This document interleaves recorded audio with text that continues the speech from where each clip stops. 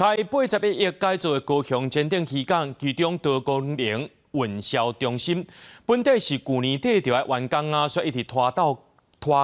拢无收尾。最近呢，这高雄又搁再落大雨，那漏雨，也来里长甲这店家也拢反映讲，这运销中心的单位设计无符合实际需求。业主表示讲，会针对电话反映，找时间来开说明会，收集大家意见，赶紧改善。 高雄前林渔港的下晡市摊商伫临时打规模型处理鱼啊，因为原本去年底爱完工的多功能运销中心已经做3档啊，到大门口内部的经济拢乱糟糟，只会当小看到粗皮型。有摊商讲，进前有互因入去看，渔业署的设计用具真好，不过真正无下用。他们讲的很简单，说我们处理厂要另外一个，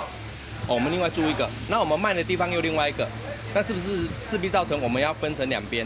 那分成2边的时候，我们人手嘞？ 我是觉得吼，伊无适合阮这种巨鱼的这个，因为阮做的物件都是重的呀，你还要再搬上去窗口再进去，这样子很那个吃力啦。了解摊贩的需求，在符合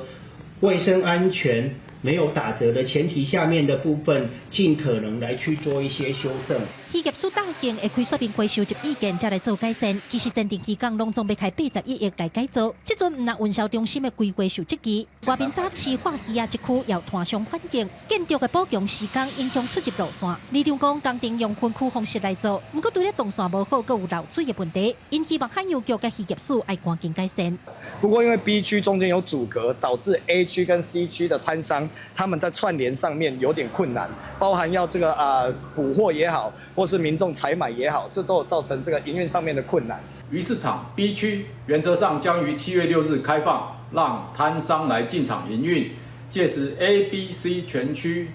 将开放，提供摊商贩售。摊商强调，进前规划时阵因已经提供看法，不过实际做出来也是无同。即摆敢若5万会当做调整，唔通互因等3年外，最后也是一场空。记者柯卡祖、柯兆勇、郭永昌报道。